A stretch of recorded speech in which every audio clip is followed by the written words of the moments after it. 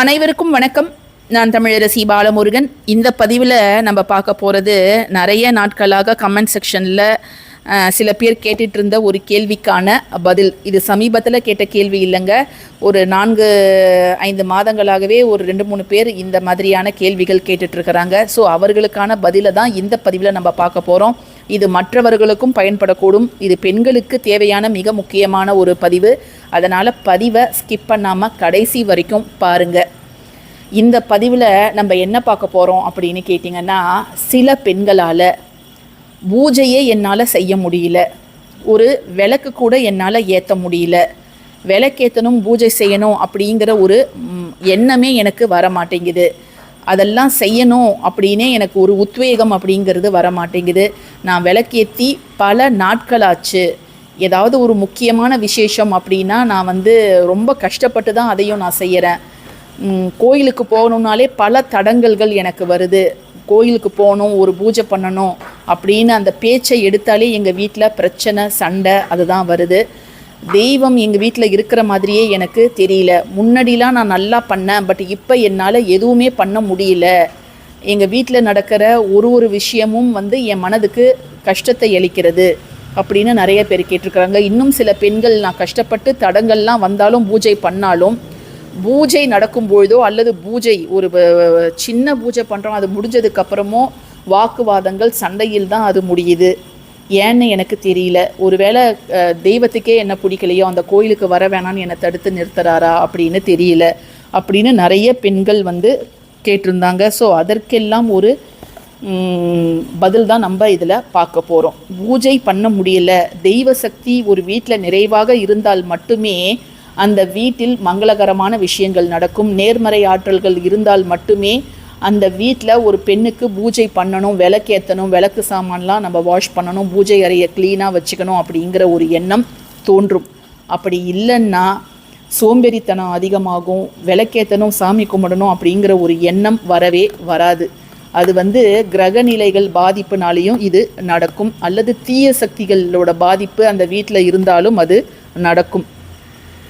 தீய சக்திகளோட பாதிப்பு ஒரு வீட்டில் இருக்குதுன்னா என்னென்ன அறிகுறிகள் தெரியும்னு நான் ஏற்கனவே நம்ம சேனலில் பல முறை உங்ககிட்ட சொல்லியிருக்கிறேன். அதை தவிர்த்து இப்போ நம்ம பார்க்க போகிறது, இப்போ சில அசுப கிரகங்கள் அப்படின்னு இருக்குது, சுப கிரகங்கள்னு இருக்குது. இப்போ சுக்கிரன், குரு, புதன் அப்படின்லாம் எடுத்துக்கிட்டிங்கன்னா அதெல்லாம் சுப கிரகங்கள். அசுப கிரகம் அப்படின்னு எடுத்துக்கிட்டால் நம்ம சில கிரகங்களை சொல்லலாம், ராகு, கேது. எந்தெந்த அறிகுறிகள்லாம் நிச்சயம் இருக்கும் அப்படின்னு பார்க்குறதுக்கு முன்னாடி ஒரே ஒரு விஷயத்தை நான் உங்ககிட்ட சொல்லிக்க விரும்புகிறேன். இது யாரையும் பயமுறுத்துவதற்கோ அல்லது அச்சுறுத்துவதற்கோ கிடையாதுங்க. ஜஸ்ட் ஒரு விழிப்புணர்வு, ஒரு அவேர்னஸ். ஸோ உங்களுக்கே தெரியாமல் ஒரு பிரச்சனை உங்கள் வீட்டில் இருக்குது, அதை நீங்கள் கண்டுக்கவே இல்லை, ரொம்ப சாதாரணமான விஷயம்னு நீங்கள் நினச்சிட்ருக்கிறீங்க. ஆனால் அதற்கு பின்னாடி இப்படி ஒரு காரணம் இருக்குது அப்படிங்கிற பட்சத்தில் அதற்கு தேவையான சில முயற்சிகளை நீங்கள் எடுப்பீங்க. ஏன்னா இந்த அறிகுறிகள் இருந்து நீங்கள் அதை கண்டுக்கவே இல்லைன்னா நம்முடைய குடும்பத்தில் இருக்கக்கூடிய நிம்மதி அப்படிங்கிறது நாளுக்கு நாள் குறைஞ்சிக்கிட்டே இருக்கும். வீட்டில் அமைதி, சந்தோஷம் இது எதுவுமே இருக்காது. ஸோ அதற்கான சில வழிமுறைகளை நம்ம ஸ்டெப்ஸ் எடுக்கணும் அப்படிங்கிறதுக்காக தான் இந்த அறிகுறிகளை நான் இப்போ உங்ககிட்ட ஷேர் பண்ணிக்கிறேங்க. முதல் முக்கியமான அறிகுறி, அந்த வீட்டில் தெய்வ சக்தி இல்லை அப்படிங்கிறத நம்ம எதை வச்சு தெரிஞ்சுக்கலாம் அப்படின்னா, தூக்கம் அப்படிங்கிறது நல்லா இருக்காது. அந்த வீட்டில் இருக்கக்கூடிய நபர்கள், இப்போ ஏதோ ஒரு குறிப்பிட்ட நபருக்கு ஒரு பாதிப்பு இருக்குது, தீய சக்தியோட ஆதிக்கத்தின் கீழே அவர் இருக்கிறார் அப்படின்னா அந்த ஒரு குறிப்பிட்ட நபருக்கு நல்ல தூக்கமே இருக்காது. அந்த தூக்கத்தில் புரண்டு படுப்பாங்க, கெட்ட கனவுகள் நிறைய வரும். அதே போல் காலையில் எழுந்திரிச்சாலும் ஒரு 6 மணி நேரம் 7 மணி நேரம் தூங்குறாங்கன்னா அந்த காலையில் எழுந்திரிச்சதும் அந்த புத்துணர்ச்சி அப்படிங்கிறது அவங்களுக்கு இருக்கவே இருக்காது. ஸோ தூக்கம் கெட்டு போகிறது, சில அமானுஷ்ய கனவுகள் வருவது, இதெல்லாம் தான் முதல் அறிகுறிங்க. இரண்டாவது மிக முக்கியமான அறிகுறி என்ன அப்படின்னு பார்த்தீங்கன்னா, உடல் நலம் கெட்டு போகிறது. அது ஒரு நபருக்கோ அல்லது ஒருத்தவங்க மாற்றி ஒருத்தவங்களுக்கு உடல் நலம் கெட்டு போகிறது அப்படிங்கிறது இருக்கலாம். உடம்பு எப்பொழுதுமே அடித்து போட்ட மாதிரி இருக்கும். எந்த வேலையும் அவங்களால ஆக்டிவாக எழுந்து செய்ய முடியாது. அவங்களுக்கு போய் குளிக்கணும், இந்த நேரத்துக்கு கிளம்பணும், சாப்பிடணும் அப்படிங்கிற எண்ணங்களும் அவர்களுக்கு வரவே வராது. குளிக்கவே சோம்பேறித்தனப்படுவாங்க. அதே போல் தனிமைப்படுத்திப்பாங்க. கண்களுக்கு கீழே கருவளையம் அப்படிங்கிறது இருக்கும். அவங்கள பார்த்தாலே கேட்பாங்க, என்ன ஒரு மாதிரி இருக்குது உன் ஃபேஸ் அப்படின்ட்டு. மற்றவங்க வந்து கேட்குற அளவுக்கு அவர்கள் வந்து உருக்குலைந்து போயிருப்பார்கள். அது மாதிரி மெடிக்கலில் போயிட்டு நம்ம டெஸ்ட்டெல்லாம் எடுத்து பார்த்தாலும் எல்லாமே நார்மல் அப்படின்ட்டு வரும். பட் இருந்தாலும் உடல் நலத்தால் அவங்க பாதிக்கப்பட்டிருப்பாங்கங்க. மூன்றாவது மிக முக்கியமான அறிகுறி என்ன அப்படின்னு பார்த்தீங்கன்னா, விளக்கேற்ற மனசு போகாது. பூஜை ரூமுக்குள்ளாரே நம்மளை போக விடாது. அப்படி நீங்கள் போய் விளக்கு ஏற்றினாலும் அந்த விளக்கானது அதாவது ஒரு நிலையாக எரியாது. காற்று இல்லை அப்படின்னாலும், வேறு எந்த ஒரு தொந்தரவு இல்லைன்னாலும் அது வந்து ஆடிக்கிட்டே இருக்கும். சின்னதாக எரிகிற மாதிரி இருக்கும். ஒரு பிரகாசமான ஒளி வந்து அதில் இருக்காது. அதே போல் சீக்கிரமாக வந்து அந்த விளக்கு அணைந்து விடும். இத்தனை நாள் நல்லா எரிஞ்சிட்டு இருந்த விளக்கு, அது காமாட்சம்மன் விளக்காக இருந்தாலும் சரி, குத்து விளக்காக இருந்தாலும் சரி, எண்ணெய் வழிய ஆரம்பிக்கும். அதை மாதிரி அந்த மணி ஓசை எழுப்பும் இல்லை பூஜை பண்ணும்போது, அதில் வந்து ஏதாவது கீழே உடையும். அது வந்து அதோடைய உள்ளார இருக்கக்கூடிய அந்த ஆடக்கூடிய பகுதி வந்து உடையிற மாதிரியான சில சூழல் ஏற்படும். ஸோ அந்த பூஜையை வந்து நம்மளால் நிறைவாக செய்ய முடியாது. அதற்கான பல தடைகள் வந்து ஏற்படுங்க. ஸோ இது வந்து அடுத்த மிக முக்கியமான ஒரு விஷயம். அடுத்து 4வது விஷயம், வீட்டுக்குள்ளார சுவரிலையும் சரி தரையிலையும் சரி ஒரு மாதிரி காளான் பூத்த மாதிரி பூஞ்சை பூத்துருக்குது அப்படின்னு சொல்லுவாங்க. ஒரு ஈரப்பதம் வந்து இருக்கும். அதுவும் வந்து இந்த மழை காலத்தெல்லாம் பார்த்திங்கன்னா தரையே வந்து சொதன்னு இருக்கும். ஒரு மாதிரி அங்கங்கே வந்து வெடிச்சு போயிருக்கும். தரையில் வந்து வெடிப்பு வரும்.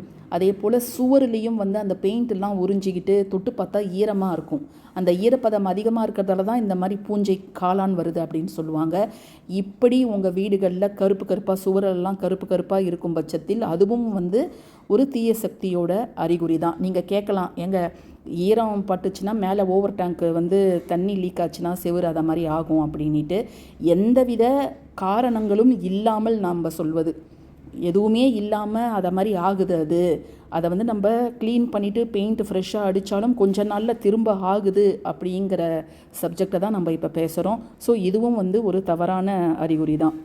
அடுத்த ஒரு அறிகுறி தான் ரொம்ப ரொம்ப முக்கியமான அறிகுறி. இதை தான் நம்ம தம்ப்நெயிலையும் வச்சுருந்தோங்க. அதாவது நம்ம வீட்டில் புத்து, அது வந்து கரையான் புத்தாக இருக்கலாம், அல்லது எறும்பு வந்து புத்து மாதிரி கட்டுறது.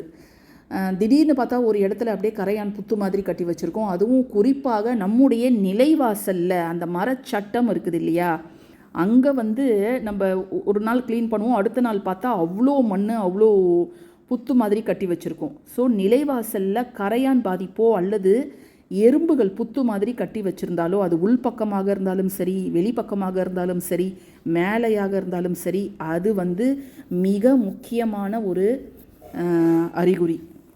கெட்டது நம்ம வீட்டில் இருக்குது, தெய்வ சக்தி நம்ம வீட்டில் இல்லை அப்படிங்கிறத உணர்த்தக்கூடிய ஒரு அறிகுறி. ஏன்னா நிலைவாசல் அப்படிங்கிறது நம்முடைய அனைத்து தெய்வங்களும், குலதெய்வம் முதற்கொண்டு கும்ப தெய்வங்கள் எல்லாமே வந்து அந்த நிலைவாசலில் தான், அந்த மரச்சட்டத்தில் தான் குடியிருக்கும். அதை தாண்டி தான் நல்லதோ கெட்டதோ நம்ம வீட்டுக்குள்ளார வரணும். அந்த நிலைவாசலில் இந்த பாதிப்பு இருக்கும் பட்சத்தில் நம்ம அதற்கான ஒரு வழியை வந்து நம்ம மிக சீக்கிரமாக மேற்கொள்ளணும். அதை பற்றிய ஒரு பதிவு நான் அடுத்ததாக உங்களுக்கு தரேன். என்னென்ன சின்ன சின்ன விஷயங்கள் நம்ம வீட்டில் இருந்தபடியே செய்யலாம் அப்படிங்கிறத. அடுத்ததாக, காரணமே இல்லாமல் நம்ம வீட்டில் ஏதாவது ஒரு கெட்ட வாடை வீசுவது. நம்ம வந்து அதற்கான ஒரு ஒரு ஒரு மீன்லாம் நம்ம பண்ணியிருக்கவே மாட்டோம், அல்லது அசைவம்லாம் செஞ்சுருக்கவே மாட்டோம். நம்ம வீட்டில் அந்த பழக்கமும் இருக்காது. ஆனாலும் நம்ம அகர்பத்தி ஏற்றினாலும் சரி, அல்லது சாம்பிராணி தூபம் போட்டாலும் சரி, ஒரு நல்ல வாசனையே நம்ம வீட்டில் அப்படிங்கிறது வராது. ஏதோ ஒரு கெட்ட வாடை அந்த காற்றோடு கலந்து அந்த கெட்ட ஸ்மெல்லு நம்ம வீடு முழுவதும் இருக்கிற மாதிரி இருக்கும். அல்லது நம்ம இருக்கக்கூடிய இடத்துல ஒரு குறிப்பிட்ட இடத்துல மட்டும் அந்த வாடை அப்படிங்கிறது வரும். மற்றவங்க கிட்ட போய் கேட்டு பார்த்தா எங்களுக்கெல்லாம் அதெல்லாம் இல்லையே அப்படின்னு சொல்லுவாங்க. ஸோ இதுவும் ஒரு கெட்ட அறிகுறி தாங்க.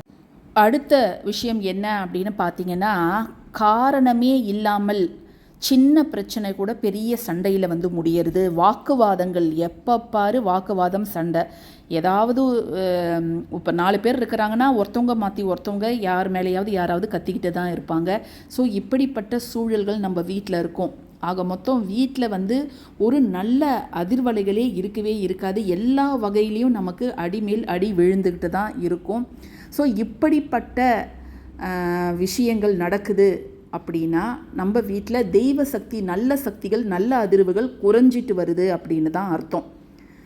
ஸோ கெட்ட சக்திகளோட ஆதிக்கம் அதிகமாக இருக்கிறது அப்படின்னு தான் அர்த்தம். ஸோ இதற்கு நம்ம என்னென்னலாம் செய்யலாம் அப்படிங்கிறத நான் ஒரு தனிப்பதிவாக போடுறேன். இது மட்டும் அறிகுறிகள் கிடையாது, இன்னும் எவ்வளவோ விஷயங்கள் இருக்குது. நான் அதெல்லாம் சொன்னேன்னா பதிவு ரொம்ப பெருசாக போயிடும். ஸோ நான் அதை இன்னொரு பதிவில் மிச்சம் இருக்கக்கூடிய அறிகுறிகள் என்ன அப்படிங்கிறதையும் நான் கவர் பண்ணுறேன். இதுக்கான ரெமெடிஸ் என்ன, சொல்யூஷன் என்னன்னு நம்ம அடுத்த பதிவில் நம்ம பார்க்கலாங்க. இந்த பதிவு உங்களுக்கு பயனுள்ள பதிவாக இருந்துச்சுன்னா கட்டாயமாக லைக் பண்ணுங்கள், ஷேர் பண்ணுங்கள், நம்ம சேனலுக்கு சப்ஸ்கிரைப் பண்ணுங்கள். ஸோ தேங்க்யூ ஃபார் வாட்சிங் திஸ் வீடியோ. நன்றி.